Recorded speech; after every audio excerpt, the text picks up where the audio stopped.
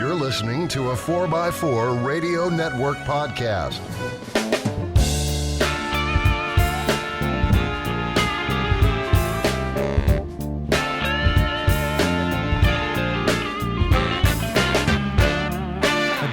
You boofed.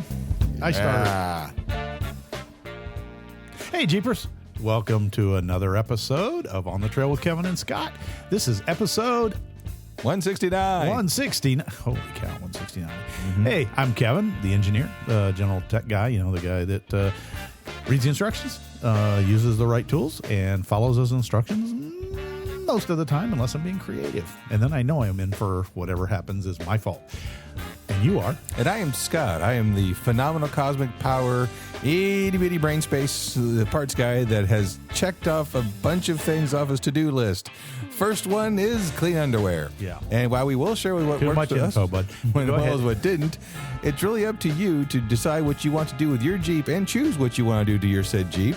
So make sure when you do that, you do the research and read the instructions. And please follow the instructions, not Scott's. I was going to get that out, darn it. I was going to get that done. Yes.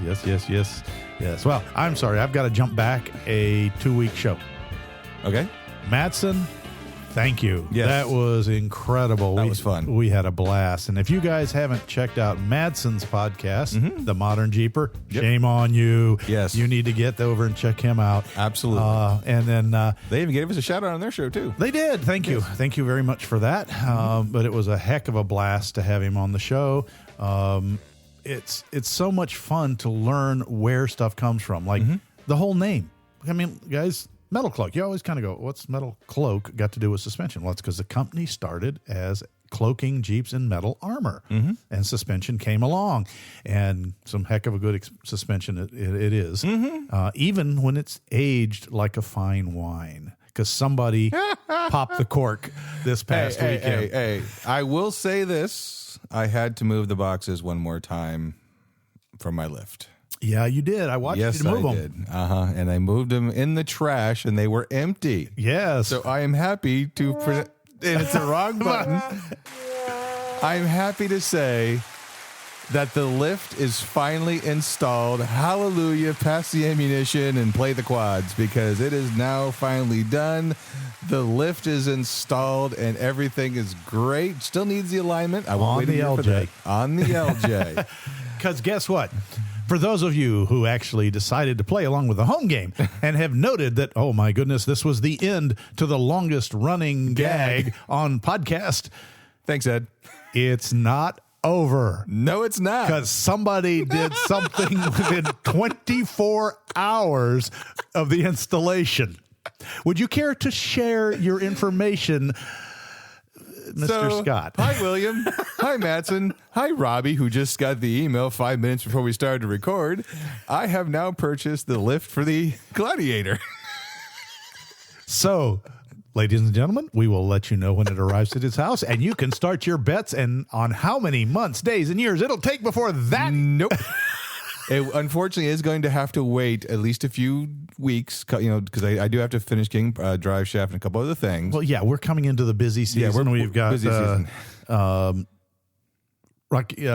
Smoky Mountain Jeep Invasion. We've got the Sheriff's Jeep Fest in Georgia. I've got a cruise I'm going to. You've got a cruise you're going to, and you're going on a cruise. Yeah, not the same cruise, folks. He's going south. I'm going north. Yes, and a bunch of other things, and then even beyond that. We'll get to it in the garage segment, but Scott even got a few other things done on other vehicles. And the thing is that, again, we can't talk about the one secret skunkwork project we got going on, No, not yet. But the interesting thing about that is another thing too, and like I told Ed, still have to get the winch installed, because that was bought on. By the time this show airs, it better be installed. April. It was April of 21. It was bought, but that wasn't my fault for 4 weeks or 4 months, because we had to wait for the winch plate to come off intergalactic back order. So, in my defense, and I will tell you that the world went crazy when that little Martian spaceship. Yeah. And out comes a box. Yeah, pretty much. And Scott kind of had to leave a pint of blood, and then off he went. It was, the probing to get that thing was worth it, I'll tell you that. But moving on from that subject, folks. That's too much information. Yeah, well, let's go for a third garage segment to follow. But no, it was actually kind of a lot of fun. I mean, we got a lot of things hammered out, a lot of things done. And no, we didn't get hammered. No, we didn't. No, that's the beauty of the Jeep lifestyle, is because you can take your time and do things. Like another thing we kind of tackled, kind of like off the to-do list, was I finally got the blinking LED Mopar fog lamps installed. I'm using them as we'll get there. Attention catching. You just couldn't wait for that, could you? That was supposed to be in the garage segment, but he is so excited. We wired up his. Well, no. We could just tease that. The more instructions to follow later. Get that done. You think I'm not going to let you off the hook, I'm hoping so. Oh, Kevin, look, something shiny. No, but what else? Now I'm having a brain cramp. I actually forgot all the stuff I did. I didn't. Good. Well, I'll let you introduce the subject of conversation. But I'm proud. I really am, because I got a lot of stuff done with your help, Kevin. Thank you so much. And installing the lift was actually kind of fun because, it was in my garage. Yep. And we only tripped over a couple things once. But I got a chance to test out the new computer, the new computer, and I can't say anything. Compressor. Yes, he bought a silent floor compressor. We'll talk about that in a little bit. If you remember the make and model that you bought. Yeah, it was just it was a dog one, I think. It was woof woof at the giant orange box store. But again, I enjoy. I wanted one for a while and picked it up, and it ran well. It ran well, and again, I actually had a lot of fun doing that. Mm-hmm. Yeah, and it was a unique situation. It was a throwback for me, because the last time I did a lift on a garage floor using jack stands, compressed air tools, and muscle power was about 7 years ago. Yeah. I kind of graduated to shops with lifts and, better tools and hydraulics. And no, we went back to old school, just proving it could be done. Mm-hmm. Yes. And we did actually put everything back together, folks. And we did torque bolts over 200 foot-pounds and those kinds of things. And no, we didn't pull anything off the lift. We did both probably sweat out several gallons of water over 2 days. Yeah, that was rough. Good thing is next week my evaporative cooler will show up just in time to be done. Yeah, so we'll see how that goes. But it was a lot of fun. It was very old school, folks. Scott just literally got the garage cleaned out enough and the tools in the drawers. But just like, and we'll talk about it later, I'm in my new garage. I'm not unpacked. I am not organized. And we were working here today, and I'm going, we need what? Let's go start opening boxes. There was a moment of panic on a couple of things we tried to find, but luckily we found them. We persevered over and triumphed over adversity. So anyway, I do want to start out with a little bit of an infomercial. Some good news for me and some information that I know when I hunted the web and I dig deep, I could not find. And this pretty much focuses, it'll take care of all Jeeps, but I want to talk specifically in the older Jeeps, particularly the TJs and the Wranglers that had the OPD-A and 4-liter engines. And if you know what I'm talking about by the OPD-A, that's the distributor that isn't a distributor. It's really a cam position sensor.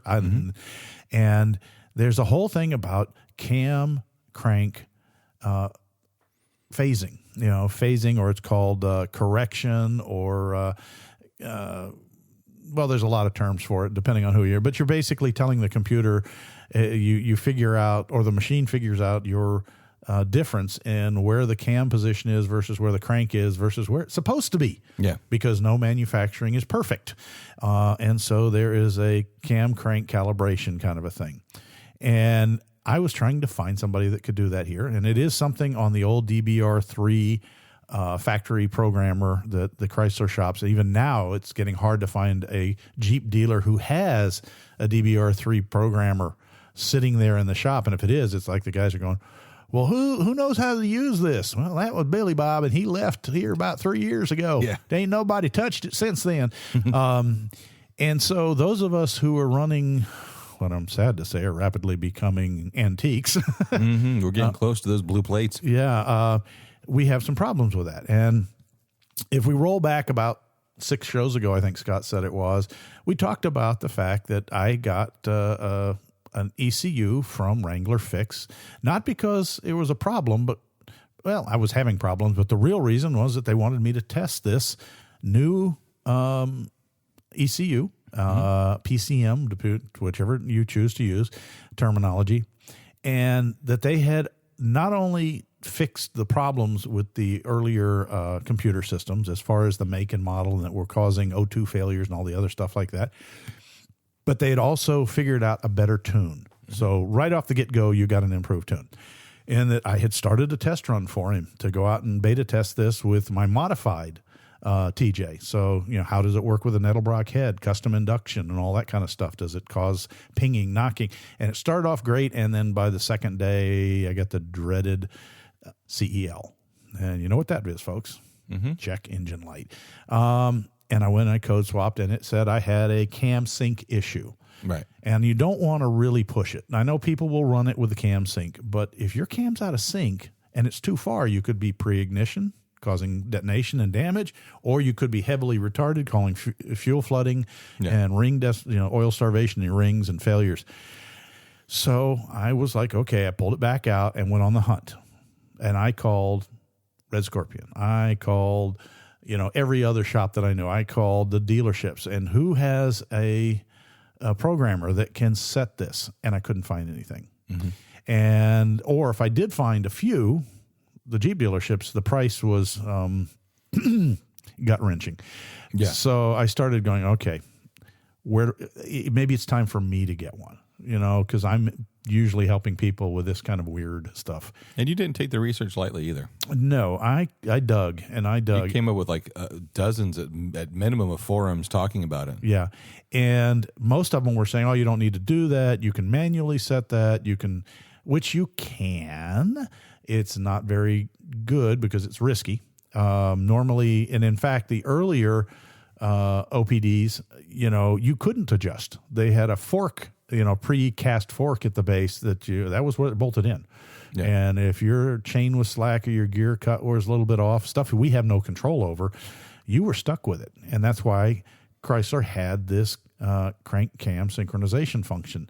And it's a pretty straightforward. It's built into the computer, but the computer can't self-actuate it. You have to have the programmer tool that will do that. And trying to find one was needle in the haystack. And where that comes into play, if you're a Jeeper running an older straight six like me, and you haven't heard of the Laughing Monkeys, there was a time in the, about 6 years ago, that all of the Jeeps that were reaching the mileage where the Laughing Monkeys came up. And it comes in from the fact, you can go back and look up the shows about the Laughing Monkeys. We did it. But the original OPDA, which is, I forget what that stands for anymore, but it's the cam position sensor. You're going to look it up. Yes, I am. The oiling system was insufficient. Let me just put it that way. And the upper bearing would dry out. And when it did, you would actually get this chirping. It sounded like monkeys, ooh, yeah, laughing. And it would just have this laughing chirp that would get louder and louder and louder. And you wanted to get that because if it ever broke, you lost your oil pump, because the oil pump drive is at the bottom of the OPDA. Oil pump drive assembly. Okay, there you go. So I had put a new OPDA in, and it ran. It didn't check engine it because I used what they call the pin alignment function. There's an alignment pin they're shipped with, and I used the pin to turn my Jeep over before I pulled the old one out until the pin dropped in the alignment holes, and then put the new one in with the pin in it and set it at that point, clamped it down, and she fired up and ran fine. No check engine codes, but I did find out later I was 14 degrees off. But that was within just barely the compensation that the machine can do by itself, the engine could do. So, I lived with that. And the new one that I got, the new computer, though, had tighter tolerances. And plus, when it was shipped, since it's a new flash of a new computer, It's technically, I know, Mark, don't shout. I can hear you shouting at the podcast now. I know they're technically not new computers. He has bought a case. It's a different computer case, but the same pinouts and plugs. And then he has reprogrammed and changed the memory locations and all the other stuff that their wizardry does. And so technically he's selling you a reflash. So there you go, Mark. Truth in advertising. To me, it's a new computer. So anyway, its memory location for adaptation is empty. So it needs this programmer. And he has a fancy computer. I did find one other gentleman who had it and told me that he had spent probably, I'm going to say $6,000 or $7,000 on the unit. Plus you had to have the laptop. Plus it had an annual subscription. And he said, that's why it costs so much. Ouch. And I said, okay, thank you much. I'll come back if I have to, but I really don't want to skip a mortgage payment this month. I need something a little more prosumer, not not to be professional. consumed. Yeah. So anyhow, getting to the point. I started digging around, and you guys have heard me talk about one of the YouTube channels I like to watch because I find it both educational and entertaining is South Main Auto up in Avoca, New York. Eric O is the owner and head master maniac. Chudo Chup. And he is also a Jeeper himself. And he did a show on that. And lo and behold, he had an Autel that seemed to be doing it. Now, he wasn't doing our Jeep, but he was doing a vehicle with a cam crank synchronization, which sent me on a little wild goose chase. And I started emailing manufacturers, Snap-on, and they answered. Autel, they answered. I went through a series of them. Some said, don't know. But one of them did come back to me with a request, and they said, we'd be glad to help. Can you send us your VIN so we make sure that this can do it for your specific vehicle? And I wrote back, and I said, well, here was the VIN for my Jeep. And while this is the focus of my current problem, I am looking for a good consumer-grade, professional-level unit. And I don't care if it costs me a little bit, and they came back, and it was interesting because if you've ever gone to, and this was Autel, and if you've ever looked at their website, yes, they're Chinese manufacturing, but there wasn't an American-made player that was anywhere in the same ballpark as far as being able to afford. You needed what you needed. And they came back and were incredibly helpful. They said, well, they must have 30 different varieties of machines out there, and trying to track through their documentation is very tough, but they did the homework. The young lady who was writing me, at least that was the name she gave, was female. She did fire off a very nice little email to me, and she said, I'm going to take it down to engineering and let them find out what they can. And they came back and they recommended two different models. One was a consumer grade, and the other one was a semi-pro. They were only about $150 apart, so I ended up getting the semi-pro. So I'm going to go ahead and read it off to you guys so you know what it is. If you're in the earlier Jeep models and you're working with the earlier PCI-based models of Jeep computers, and this still does all the latest CAN bus and that stuff too. Yeah. But the Maxicom MK906 Pro, okay, they have one that's not the Pro, but the Pro picks up a bunch of things. You can get it in Bluetooth or cable. Actually, it comes both. It comes with a dongle that's Bluetooth, but you can also hard plug it in if you're in a noisy electronic noise department. It's not cheap. At the time of release of this, it's about $1,600. Right. So now that you all have gone and said those nasty words, I get it. It's not for everybody. Guys, I help a lot of Jeepers with a lot of problems here, and usually it's the shops that are coming to me. And things like cam crank synchronization is one of those weird things that comes up frequently. This scanner does scan, it does do live data, it does do graphing, but it also does what they call soft programming.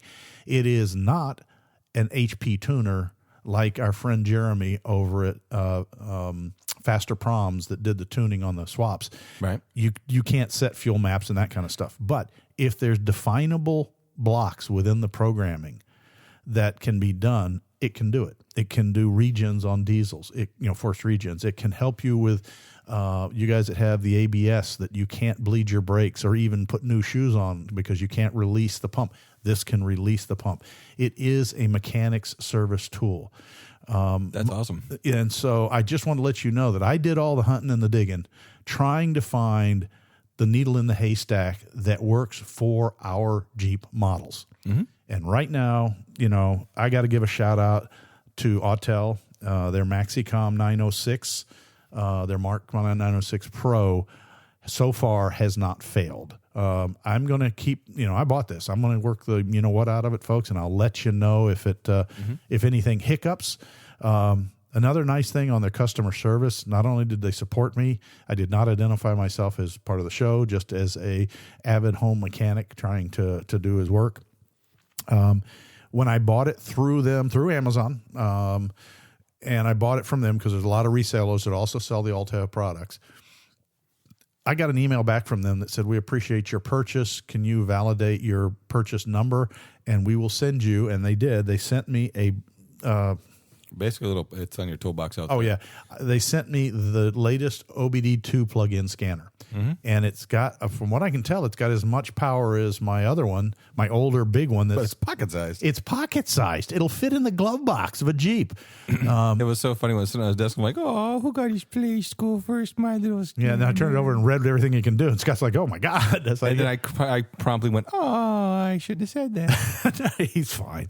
No, I'm joking. So we'll see how it goes. I'm very much pro Buy American when I can. Yeah. But when I can't, I will take what I can find as the best the world can offer. And in this case, for our unique classification, yes, you can tell me that the various ones, the Snap-on ones and all those guys, some can do it, some can't, some models.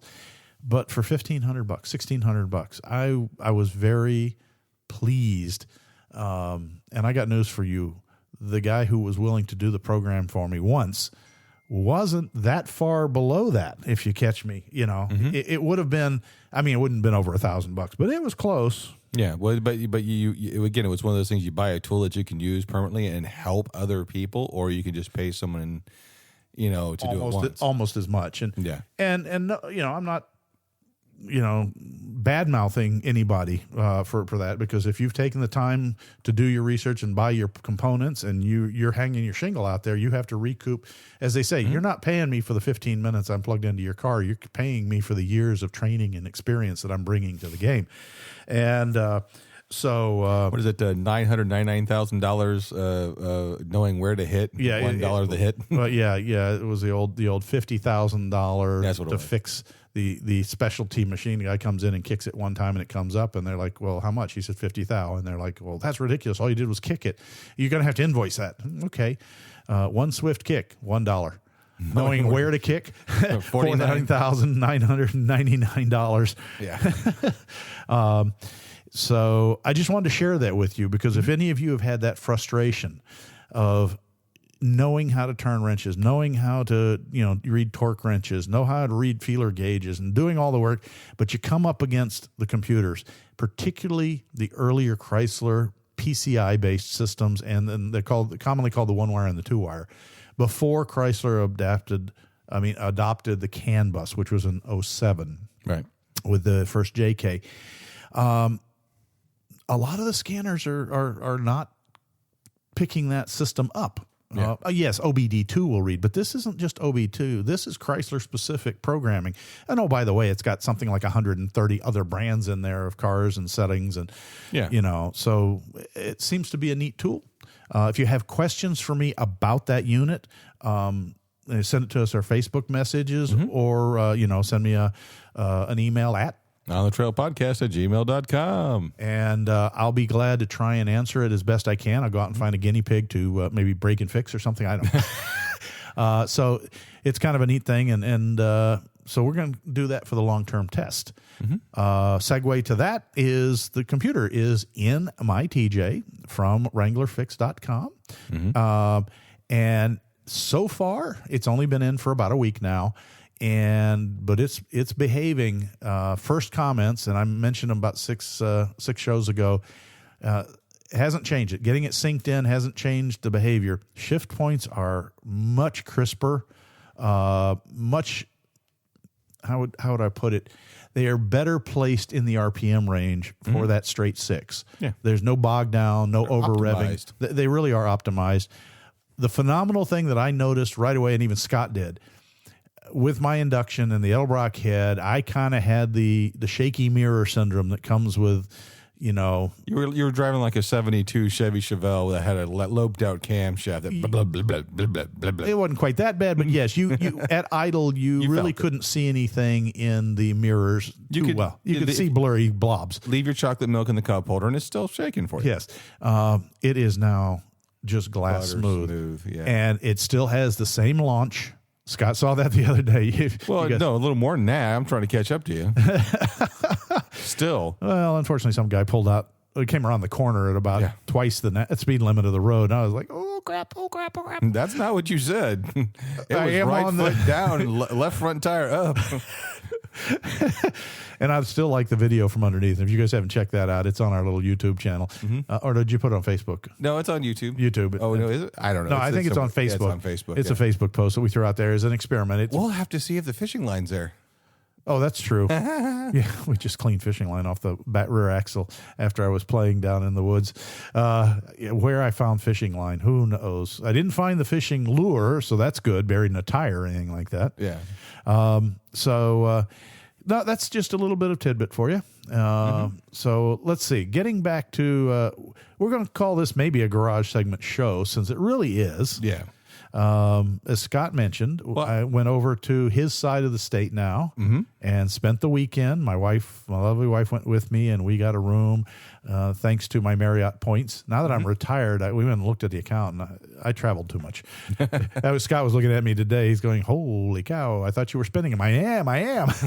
And so... Well, that's one of the things, like when we talked about when you came down, is another thing. Your wife went to go look at a friend's shop. That what was that shop called again? Oh, yep. Yeah, it's like flip flops and socks or something like that. What did I do with my duck? I don't know. I had 3 ducks. I gave you 2. Mm-hmm. I must have knocked it over somewhere. I'll have to. Anyway, it's the Ormond Beach Flip Flop Shop. Okay. And it is owned and operated by some very good friends of ours. They're starting it out. Probably by showtime they will be in business. They had to finish the last of their permitting, and my wife went over to meet with Janice, and they're good friends. They were our neighbors for years. Yeah.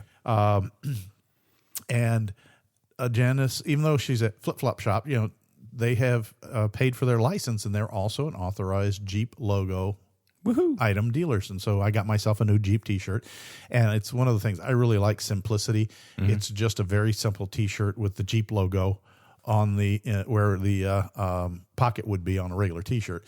And she's also she heard about it. She'd seen the Jeep, we've known, and she says, "What's this Jeep ducking thing?" And Susan had told her this a little while ago, and so next thing you know, she shows up with a whole bin full of ducks with a sticker for the Flip Flop Shop on the bottom with a discount. And she gave us a couple, and she's like, "So what do you do with these?" You put them on people's Jeeps that you think are either cute, nice, look good, whatever you want. Yeah, whatever you want to do with it. Where do you put them? Wherever you want. A lot of people put them on the windshield. A lot of people put them on the wiper blade. Some people put them on the door handles. Unfortunately, they tend to be stolen there by people that are jealous and look around. Nobody's looking. A scarf. So if you're in the Daytona Beach, Ormond Beach, Flagler Beach area, okay, and even if you don't make it to the shop, if you suddenly show up with a little, and I think they're all the same, little yellow duck with sunglasses, the ultimate a cool duck, and flip it over and look at the bottom. It may give you a discount code to the Flip Flop Shop. That would be kind of cool. That would. Let's see. Where else are we going? We're back to Scott's garage. Also too, on the same note, we're hopefully, I know we'll talk about the end, but back to my garage. It was kind of fun though. The whole week and the whole experience was fun. Folks, for me, it has been every bit of 7 years since I did a lift on the floor with just air tools.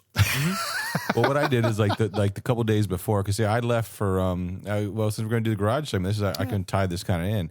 I left for the keys, you know, to a personal reason, and on the way down there, my passenger step on the Gladiator stopped working. Ah, yes. Yeah. So well, this is Kevin's garage right now, literally. This is Kevin's garage still, but see, so before I left for that, I last minute painted all and pressure washed all the stuff under the Jeep, you know, because I wanted to look nice with that Metalcloak gold. Or this is back to the LJ, yes. Back to the LJ. So I made sure all that was nice and done, and then I took my road trip and came back, and so it was literally like I got home that Friday afternoon. So you got to Daytona that night, and we woke up early and we tackled it. And we did. We started on the rear. And that's personal reasons, Mattson. Don't shoot. The instructions start you on the front, but I knew that we were going to have to slay a few dragons on the back end, and I'd rather have those done because there's one of the neat things. If you get the back done and you're beat, you can still drive it. If you get the front done and you're beat, maybe. Because you can't front end line and without the rear end being done. But it took us a good solid day to get the rear end straightened out and. Well, we ran into a couple of problems with the exhaust. That was the big one, folks. Somebody had put an exhaust on. Oh, I did, but you had it put on, and the guy installed it, decided, that's too long, and hacked probably 4 inches out of the back pipe, which moved the arch pipe over the axle because the exhaust tip on that kit normally sticks out right under the bumper, and it was back beside the gas tank. And I'm looking, and when we took it apart, and that's always fun when somebody's honked down the band clamps with impact tools, and convincing that to come apart. We got that apart, got it out. We persuaded it. Found out that, yes, he had sawed it off, and fortunately we were able to realign a few things and move some hangers around and got it to fit. We'll see if it makes noise. I've been around the block a couple times. It sounds nice still. And then, so we did the rear end first, and we finally got it done. But by the time we got it done, we were beat, and I had to go back and shower, and then we went out for dinner. And then we turned around the next morning and moved Project X back out of the garage again and pulled her in nose first. Yep. And the front actually went a lot smoother. Scott's LJ had, as he has said on many prior shows, I'll tell you, I had a Skyjacker lift. Well, and it was a conglomerate of Skyjacker parts and factory parts, and so he already had extended brake lines. He already had a bunch of that stuff done. The other thing which helped, it helped a lot because the Jeep already was near the same height. So when the jacks were set, we were able to get the front springs in without spring compressors. I could not do that on mine going from a factory up because of the reference where you start from. You don't think about that. I also have to give a shout out to Madsen and the guys. They've upped their instructions a little bit with some better help and made some suggestions on how to get the springs in and out. I had to use spring compressors on mine. And they now said, well, if you do all of the arms and do this and then take the lowers back off, not totally, just unhook one end, you should be able to swing down far enough, just barely, and be able to get those long Metalcloak front springs in, and then start working your way back up with a jack. And then we did, and it worked. So Madsen, hats off to you on that change in the instructions. You probably changed it 4 years ago, but I just saw it. It's probably changed again since my lift's been on the show. Possibly. Well, that's true too. No, we use the online instructions. Yeah, use the online instructions. Yeah. For those of you contemplating it, there's some weird stuff. You're going to have to find a 27 64ths drill bit. Which is the pre-drill for a 1/2 inch tap. You're going to use that for your bump stop adjustments. You're going to get a 5/8 inch tap to drill out your track bar tapered mount, and you're going to need a 14 millimeter one metric, to re-drill the track bar holes for the lower track bar mount. And 14 millimeters is a little bit tough to find. We'll just leave it at that. So if you're doing it and you get your lift, Amazon that 14 millimeter now. You can find the 5/8, but it's also easier to Amazon that 5/8. We found one at Ace, at an Ace, and we had to drive a bit. And then the other one, the 27 64ths, was actually easy when you went to Harbor Freight. They had a whole set of bits that were by 64th increments for, I think, about $20. We just did that. And we did that, and that was the quickest answer there. Everything else, we were very fortunate. Scott's Jeep, none of the bolts broke. That is the one beep. You can figure what word I'm saying. Yep. That stands between success and a 3-day ordeal. And all of them came off. Admittedly, most of them we didn't hammer on, just throw the impact on them. We broke them free by hand and then spun them off with an impact, which is the safest way to not break a bolt. Right. And so we didn't break a bolt. Shout out to Scott for cleaning the belly of his Jeep. Yeah. There is nothing more obnoxious than putting a lift on a filthy vehicle. Yeah, we just went off-roading a couple weeks before. Crud rains in your face and your eyes when you're on your back on a concrete floor, which is uncomfortable enough. My neighbors thought I was not the one next to me, but the other one next to me thought I was crazy because I'm out there with a pressure washer. Yep. And Simple Green. Yep. And the leaf blower. And then the paint. Yeah. Under the belly of the Jeep, not on the outside. No. But it did make the work a whole lot easier. Nothing has changed about my opinion on the short arm lift. It is a well thought out lift. And now it's matured. You know, mine was one of the early ones. I think there were 3 years into it, according to what Madsen had told us. Yeah. So I'm going to have 8 tubs of Super Lube then. Yeah. When the other one shows up. Yeah, that's the other thing that was kind of humorous. Madsen, I understand packing and just efficiency. It's just my kit came with one little white tub of Super Lube. Which is what you use on the Duraflex joints if you need to lube them up and installing it. If you're pulling it apart for some reason, they're one of those joints that comes apart with a snap ring pliers, right? Which allows you to clean grit and crunch, and which nobody does. They should. I've done mine about every 2 years. It's one of those weekend jobs. I can't say it's fun, but it's not hard. You loosen a bolt, take it out, drop the arm on that side. Snap ring, pull it out, clean everything off, lube it up, shove it back in, put it back up, tighten the bolt, move on to the next one. And it doesn't take that long to go through them all. No. But I got one little white tub.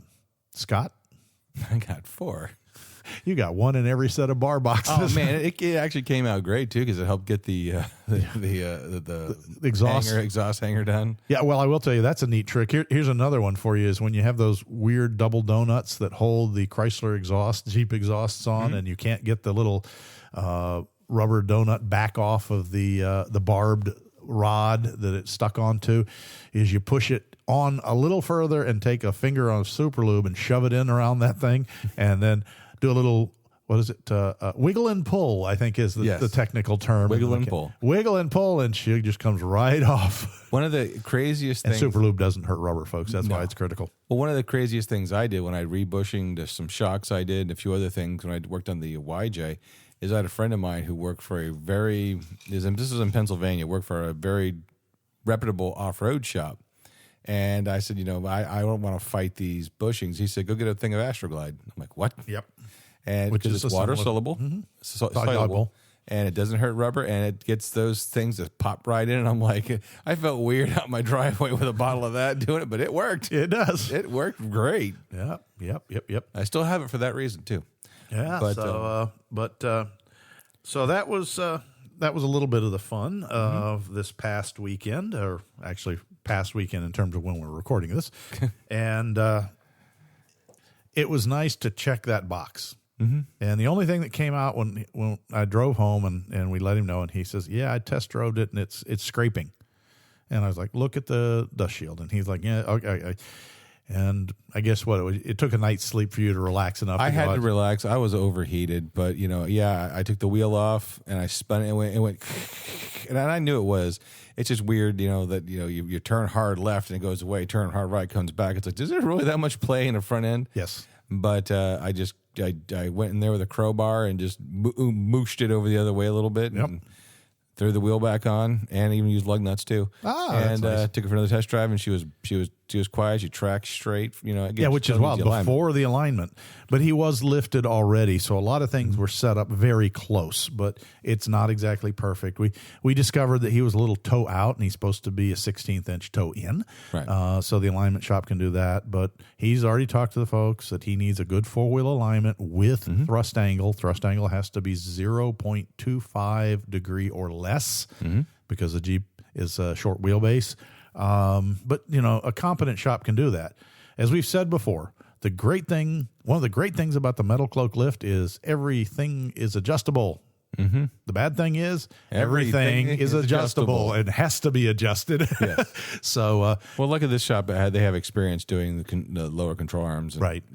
Well, we also use the trick rather than just using a tape measure. I set one of each of the arm sets, of the pairs, the lower in the back, lower in the front, to the recommended starting point, tighten the jam nuts, and then use a pair of bolts that fit them to make the other one the exact same length. Yep. And if you make them so they drop over and then tighten those up, you at least are starting out parallel. Okay. And I've gotten some nice caster when we Yes. did the recommend. I'm like, oh, that's a lot nicer. That's why she drives so well right off the lift. Is it's got some, and it wasn't so much that your front U joints rattling, so that's good too. Yeah.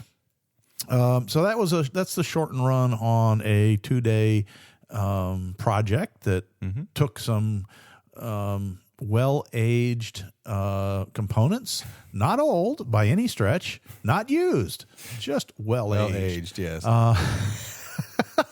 Now I'm sitting here looking at if we do our one thing we talked about this morning, like, okay, if they ship it in 5 to 10 days, I may have to either have a neighbor come grab it, or I may say, can you give me a week? Yeah, and so so now he's just decided that we can't let this running gag Ed die. Nope. So we'll see how long it takes to get the lift on the Gladiator. Don't want to run through the Gladiator. I want the lift to look nice on the tires for at least a little bit. Even though I am like chopping through those tires quick. I already got 20,000 miles on those things already. Yep. That's how it works. That's a lot of mileage on a set of tires already. But that is the so let's talk a little bit about what we did here. Yeah, well, that's what some of the fun stuff I did, because again, as I said, my factory or the step stopped working, right? And I just thought it was binding because of everything else. And this is where I have to talk about some things because my patience is gone. You have an amp set of steps. Let's start off right on your Gladiator, the extreme armored ones, and they've been on there we put them on almost 2 years ago. 2 years ago. And they worked really well until your passenger one ceased operating a couple of months ago. No, last week when I went. Okay, last week. That's right. Yeah. And it stopped suddenly. Yes. And you came to me saying the motor's dead. Okay, and that's fine. I mean, I get it. And you showed to me when I was at your place that you can hear the rear one fighting and the front one. So fast forward now, you brought it here, and we decided to take a look at it. And that's the interesting thing is that I wanted to I kept telling Kevin, let's just pry it down. And Kevin was like, no, let's not pry it down. So he was getting in there, getting the power probe and doing all the stuff. He goes, okay, as soon as I open the door, it'd go to overload. Yep. So obviously it was getting signal. It was getting power. And I was checking, this is check powers, check grounds. And we had power and we had ground. And it was turning on that drive. Right. However, the interesting thing was, even with it depowered, that side was still not moving. I mean, but I could put my hand around the motor, folks. We pulled there's a weather cover over top of the motor drive assembly. And with the steps, it's designed to be serviced with the steps down. That's a problem when the steps don't go down. Right. So we were, I'm going to be honest. I was doing some pretty contortionary things to get the push pins out and got them off. Got the power connector off. Like I said, we checked power. But I put it back on and put my hand on the motor, and I could feel it going, close the door, and you'd count down, and it was trying. And I'm like, Scott, it's trying. So that's when you and we thought it was just jammed on the knuckle arm assembly or the gearbox. So we tried to get the motor off itself. No dice. Yeah. I don't know what the frickin' tool was they used to put those. It looks like an Allen key. I know what it is. What? It's on the same spaceship that brought me my intergalactic backordered. Oh, okay. I got one of them off with a American Allen key, but that wouldn't do the other one, which looked the same but wouldn't bite. Long story short, I was like, okay, we've got to take the reduction gear off. I didn't want to do that, but it's two 13-millimeter bolts, and at least I can get to those. And my socket wrench fit on one. And the other one, folks, it would fit on if the step was down. So I ended up going with a 1/4-inch drive, gear wrench, thin wall socket set that finally went on there. Now, once they popped free, they came out. And they're like, okay, can we pull the motor off? No, it was bound up, and bound up hard. I mean, this was like, I don't want to break it. Scott's like, well, let's just know, because I knew it was probably a splined interlock. Right. And I don't know, folks, if you're talking about a spline shaft into a inner spline sleeve, and it's under load, it's under a bound load, you got to be careful about just pulling it off, because it depends on what the two components are made of. If they're made of plastic, or even worse, if one is steel and one is plastic, and they're bound up, and you force it off as you come out, and there's less and less and less of the two are bound together, eventually that spline shaft, whichever one's steel, will ream out the soft plastic one, or the two plastic ones will booger each other, and then you're just SOL. Put whatever words you want in those three letters, but you know what it means. Well, we did skip a step, because you actually add power to it, and it click. The motor you could hear the motor trying, because I was putting the controls have an amperage limit.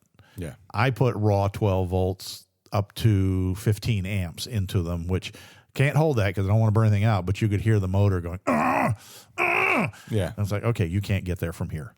And so we went ahead and finally decided that, okay, I've got to try and work this out carefully. So I started backing it off, and I got to a point where the whole housing went, and it turned about 15 degrees. And that was probably it. And then the motor came off in my hand, and I looked at it, and fortunately it was a steel star gear to a steel star socket on the knuckle. So, okay, good. We didn't do any damage here. And that's when you found the presents. Well, yeah, the presents found me. Yeah. As I pulled it out, gravel, little rocks. Scott got pictures of it, so you can look at it on our Facebook page. Fell in my face, and I'm lucky that I wear glasses because they didn't fall in my eyes. And as soon as we did that, the whole step kind of went, And he's like, quick, open the door. Open the door. And he opened the door, and the whole step came down just on one motor. And it went up on one motor. And I said, well, it's not bound up anymore. Then we took and I started looking at the end of the star drive, where it couples the motor and its reduction gear with the crank arm assembly, and it was just packed full of crud. I don't know what you guys got into, or if it was pre-existing like that. But if we had forced it and pulled it down, the rock would have crushed into the gear assembly and jammed it permanently. I mean, it would have probably broke a tooth. As it was, we put some load on it. We did see where the event occurred because we found the plastic case of the reduction drive between the motor and that output, that high torque output, was cracked. You can see where it's cracked, where the drive assembly pushed so hard against the case that it cracked the case. So he has ordered a new drive motor.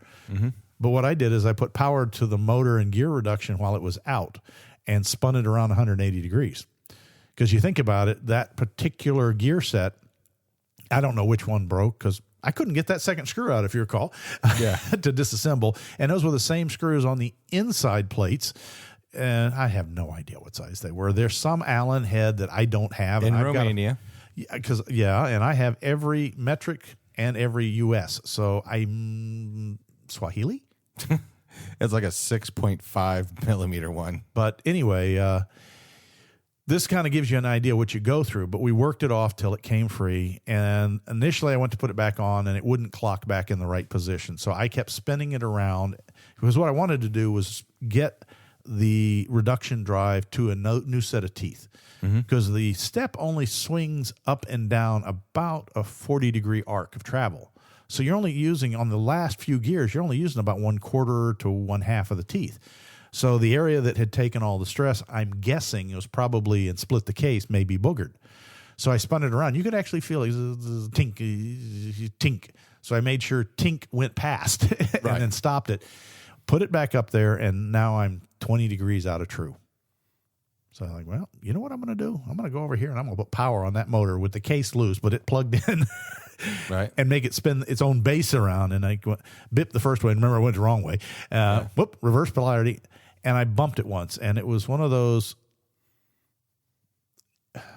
I'm sorry to your little religion. God was smiling on me. Yeah. One bump, and it swung around and dropped in, and the holes lined up, and I was able to put the bolts in by finger. And that is pure chance. That was not skill. That was just absolute luck, Clean divine intervention. Yeah. I said a few thank yous, and we tightened that down. Plug the motor back in, put the housing back together, and I said, well, let's go see. It may jam again. I warned you, didn't I? Yeah. I said there's a good probability that this thing will open one time and go up and jam again. It is working fine. Now, he is still ordering a new motor because we do know we have a cracked case. Yeah. So And if that's you just going to let weather, water, and schmutz in it. and then, so if you have the amp power steps and one of them has stopped, because what'll happen is one motor will try, but it'll overload. You may need to take the drive motors off. And this may be a service thing, maybe annually. I'm just going to postulate here. I don't know. Yeah. It's only 2 bolts to pull the motor off and clean out the coupling. It's a little hollow area between the actual swing arms, and you'll see the gear reduction unit and then this rather small electric motor. And it's that between those two, the gear coupling and the knuckle assembly. And what would you say? That's about a 1/4 inch deep. And it has open holes that are for ventilation. I don't know, whatever. But whatever, they let stuff in. And when you get enough grit in there, they can't turn. And if they can't turn, the system, the safety system on these power steps, whether they're amp, Rockslide Engineering, or any of the other ones, all have an amperage limit so that the step can't hurt you. If your foot or your kid's got his foot on that thing and the step comes up, you don't want anybody trapped in there and crushed, so they all immediately, as soon as they hit an obstruction, they cut off. Well, obviously, one of the 2 step motors stalled is an obstruction.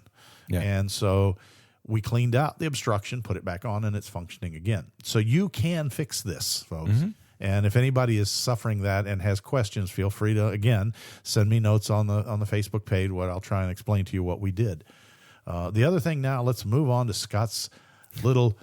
I want to do this so bad. Modification. Guys, we all know I'm not going to go there, but I know I've been through a lot, and I've wanted to do this so long because I just think they're cool. I am just a nerd for this. Well, what you got to back up is what is the mod and where did it come from? Okay. Because it's not an American. It's not an American mod. It's made by Americans, but it's... Yeah.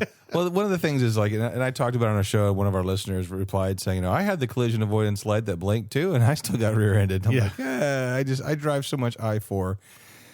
I just constantly worry about those of you everywhere else, pick the worst road that you have in your state to drive on. It's got a nickname called Die 4. Yeah. But basically, long story short, too late. I remember looking at the reflectors because the Gladiators come with reflectors. And so rear do bumper, the JLs. bottom, in the rear bumper are 2 reflectors, right and left. Right next to the tow hooks. Yeah. And, the JLs has those one in the bumper, too. Yep. And I'm like, the reflectors are great. I wonder if they sell LED lights. So I'm looking online aftermarket and, no one's got red LED lights. Everyone has the backup light kits and all that. I'm like, I don't care about that, And then all of a sudden, I'm at work one day, and I'm just browsing through the catalog, and I'm like, oh. And there's a FICA. I'm like, whoa. Is that a fog lamp? And I know European cars, when it gets foggy out, they have the fog lamp switch in the dash, UV plus, and they're brighter lights in the back, only to be used so people can see you in fog. They're red. They're not connected to the brake. They're a angled down red light. Facing backwards. So I wanted to basically, I'm like, oh, those are cool. And they were $60 or it's like $35 a piece. I'm like, well, that's not bad. Sometimes you can't get, if it's overseas only, you can't get them. If it's export only, yeah. I think you export only. I'm like, yeah, I'll try. Order confirmed. I'll be having them in like 2 days. I'm like, are you kidding me? Woohoo! So then they're like, okay, let me look at the wiring harnesses. Now that's what got you. Yeah. These 2 little wiring harnesses that come, because they're Mopar. I wanted plug and play. I didn't want any horse games or anything like that. $65 each for those plugs. Ow. And no, we couldn't find a cross-reference for them. No, but you know what? I wanted it done right. Oh, and it came out fantastic, folks. Well, even better, I also got one of those real fast, blink, blink, blink, blink, blink, blink, and steady on. So brake light flashers like you see on motorcycles and some of the modern cars. So we wired that up too. We created a sub harness. We tied into his third brake light feed because he has the tailgate mounted third brake light. So the line is right there. Didn't even have to cut the lines. And that's going to be another trick I'll let you know about in a minute or two. Right.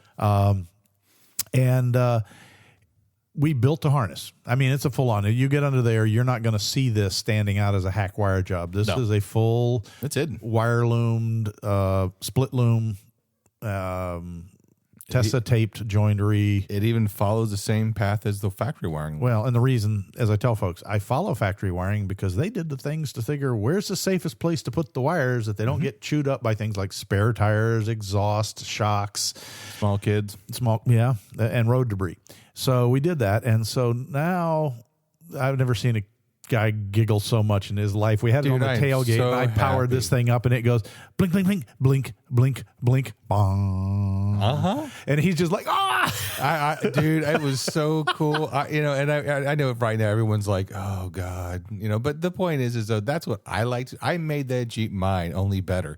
And so, and that's what he wanted. And now I owe Mattson $5. But the point is that, no, I wanted to do it. To me, I'm a sucker for lighting, really cool lighting that has a purpose. I mean, I like rock lighting too, Yeah. But again, I like it to have a purpose. And now And you haven't seen anybody stateside do this? No. Okay, so there you go, folks. Call Scott if you're interested with how to...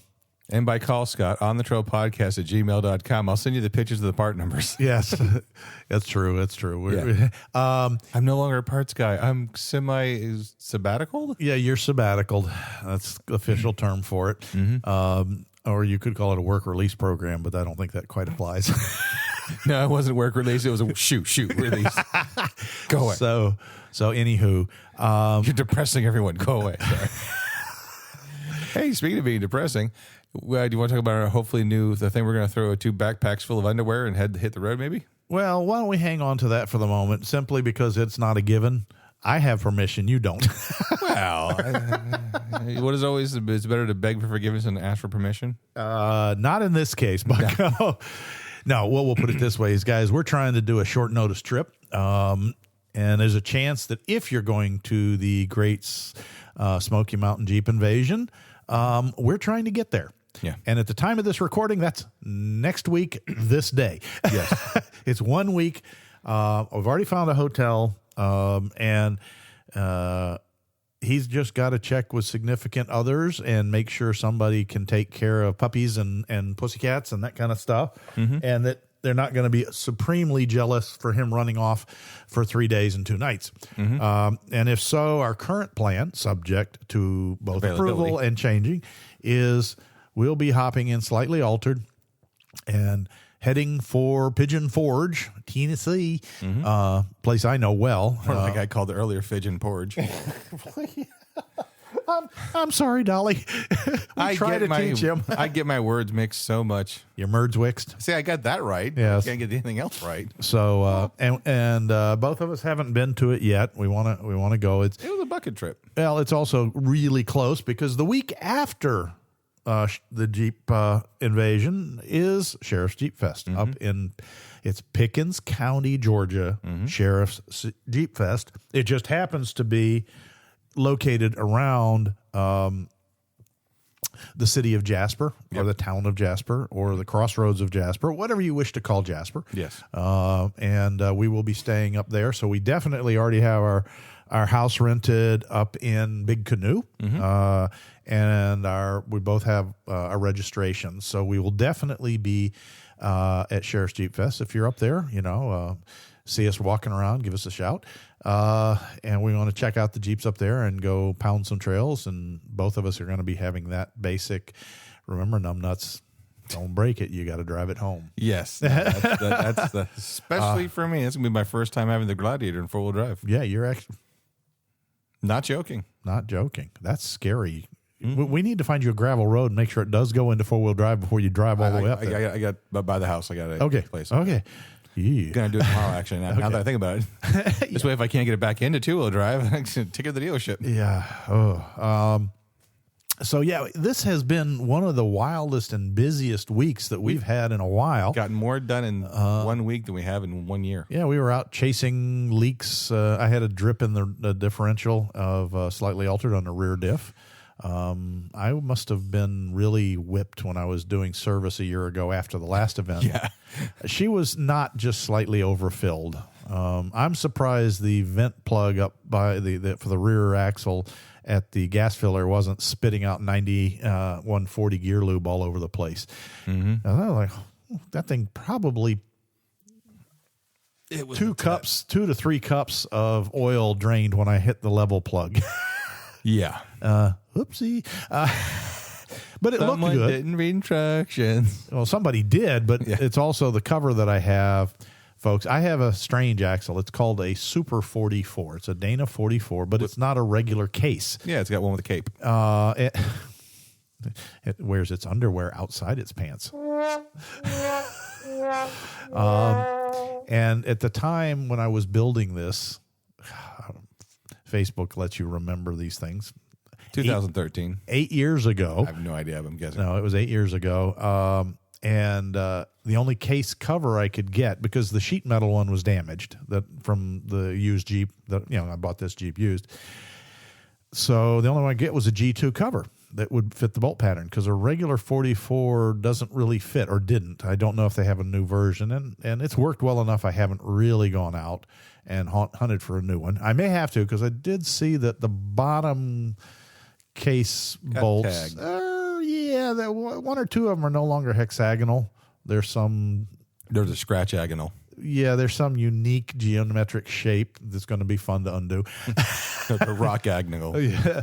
So, but we drained her back down, and then I think all it was after the last service, I don't think I tightened the drain bolt properly. It has a fiber washer in there, and it looked to me that that's where the drip was, because I couldn't see any of the actual seal.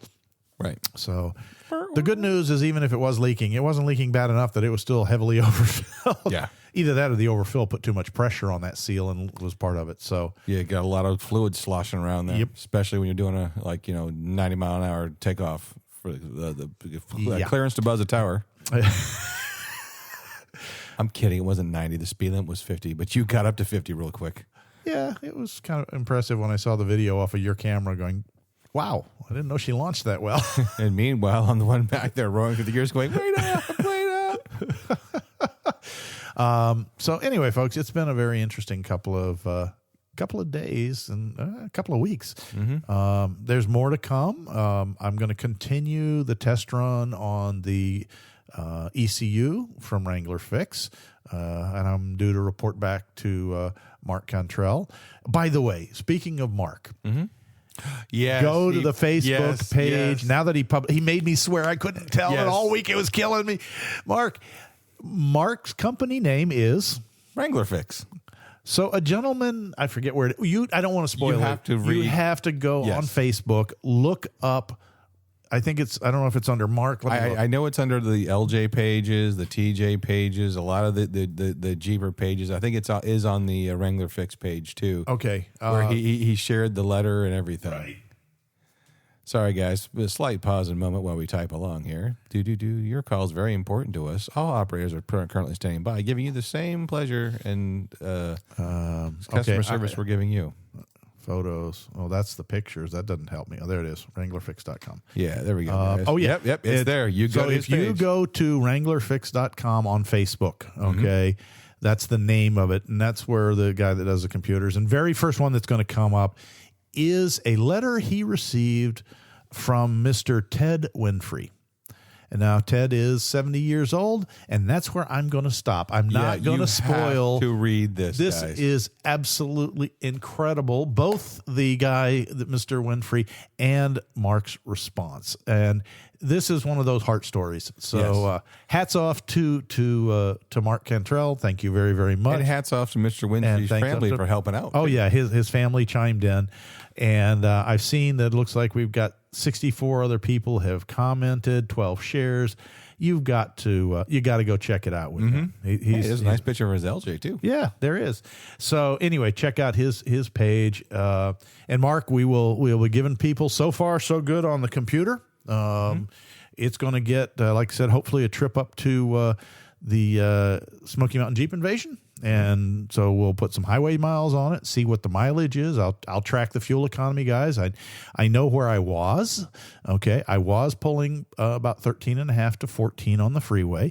And I've made that very same drive up there last year when I had my RV fixed and I had to drive up to outside Atlanta to pick up the RV. So I've got a real good comparison, and we're going to roll up there, family willing to let us go, and cruise up there and enjoy that little show and maybe get some wheeling in. I don't know if some of the local clubs will chime in and say, yeah, come on and go with us. And as long as I can make sure that I get home in one piece, because like I say, I'm not towing her up there. She's going to road mile it. Yep. And then the week after that, we will be heading up into North Georgia, into Pickens County Sheriff's Jeep Fest. That's always fun. And that will be off-roading, and that will be flat-towed behind the Ford, because I don't want to restrain myself. Yes. I like it when I go up there and people go, do you want to take that little Jeep out here? I don't think it'll make it. Yeah. Yeah, I'm going, and I just laugh because it's probably every other year I'm come back at the end of the trail towing somebody else. Hopefully not me. Hopefully not you. Yes. God, now that would be embarrassing to have a TJ towing a I wouldn't. Gladiator. It's a Jeep thing.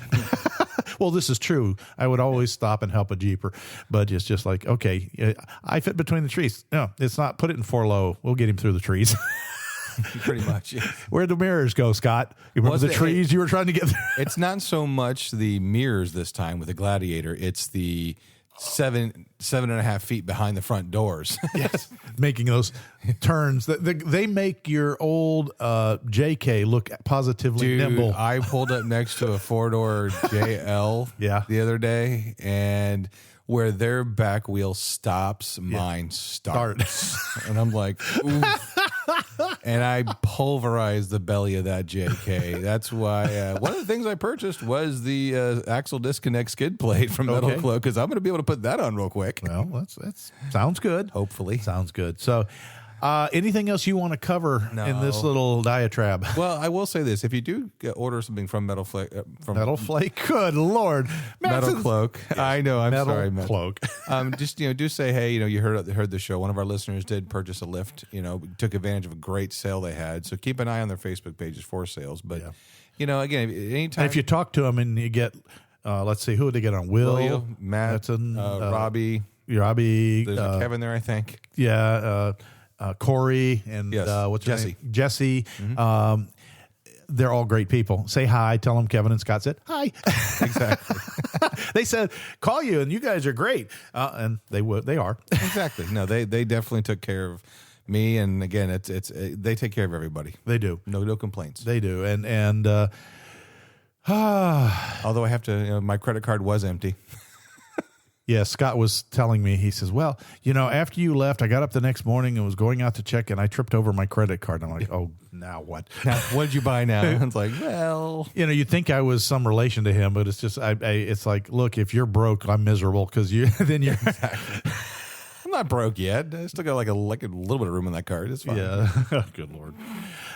So anyway, folks, Thank you I for do calling have one other thing. Doc. One other thing I'm going to put out here on the forum pages. Not the forum page, on the podcast. Oh, God, I've got to get on the forum pages. You're worried as I am. I'm frazzled a little bit, but it's all good frazzling.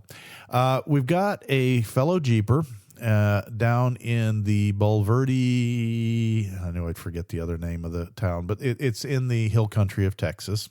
Yes. They're between San Antonio and Austin. Mm-hmm. And in the Bulverde, what's the other? Well, you guys know. If you live there, you know. Yes. I'm looking for recommendations. We've got a guy down there who had some overhaul work done on his 3.6 liter 2014. 14, yeah. And it's still, and it was because it was having some issues, the known issues. Well, now it's doing it more than ever. It sounds like a diesel clatter, which is probably the cam and lifter not really lifter, they're tappets on Tappets, top of. yeah. And, the whole issue that's out there, if you have one of these, about the fact that there's been recalls, there's been service bulletins, there's been all kinds of things with a failure of the hardening process of either the tappets or the cams. And he has no desire to go back to the shop that he had all the struggles with, but he's looking for recommendations in the Bulverde area. Let me do the map real quick because I do want to get it. So basically, we're putting out an all points bulletin to anybody who has a local friend shop or whatever that specializes in Jeeps. And again, it doesn't even have to be just a reputable shop. One that's got a good reputation, because this is a friend of the show, and we kind of want to put an APB out saying, hey, if anybody has anybody in there that can do this for us, again, this is just someone that could. Yeah, just looking for a reputable shop that will do what they say. I'm not looking for free work for the guy. Nope.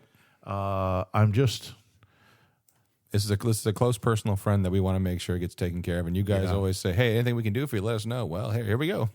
Yeah, and again, I wish I could tell you what the other city was, but I'm sitting here looking. Wasn't it like 40 miles something of San Antonio? Well, yeah. See, there's San Antonio to Austin, and it's off to the side. Yeah. My one friend is in Blanco. I'm trying to look for the other.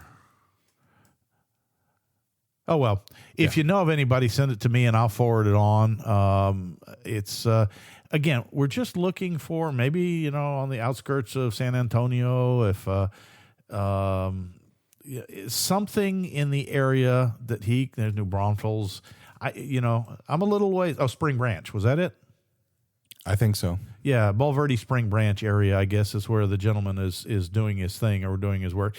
And he's an older gentleman. He's about my age. Mm-hmm. And he's just he's fed up with arguing with the shop that did the work and apparently just shipped it to him still clattering and rattling. And he thinks they may have done the valve, the cam replacement and top end on the wrong side. Yeah. So it really should be an open and shut job from what I understand of doing that. You just order the cams and the new tappets, and you do have to take the front of the engine apart to get the timing chain, and then you don't even have to crack the head off unless there's damage to the thing. But we're just looking for a recommendation on a trustworthy and honest mechanic shop that can help with the 3.6 valve issues. Yep. Valve and lifter. Listenership. I know that we have a strong listenership there in Texas. One of our third biggest markets. Yeah, and many, many, many thanks to all of you in the Baba Black Jeep team. I'm part of that team from John Kirshner's.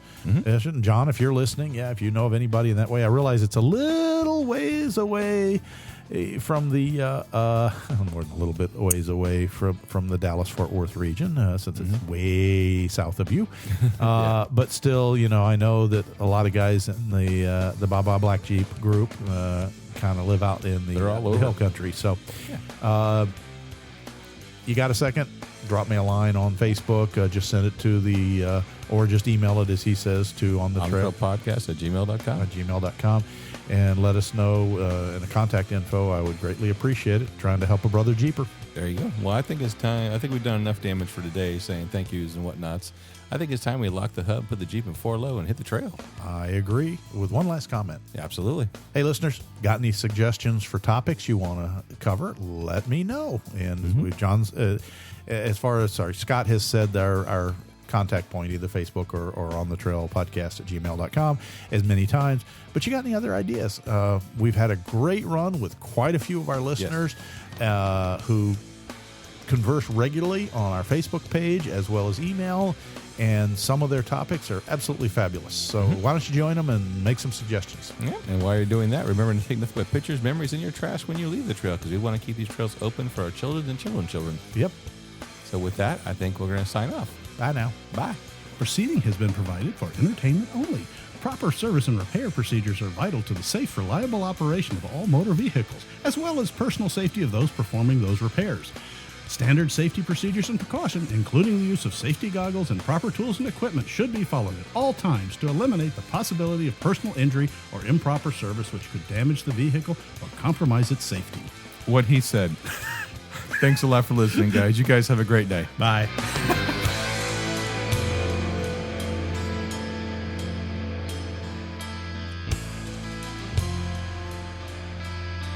This has been a Bent Axle Media production.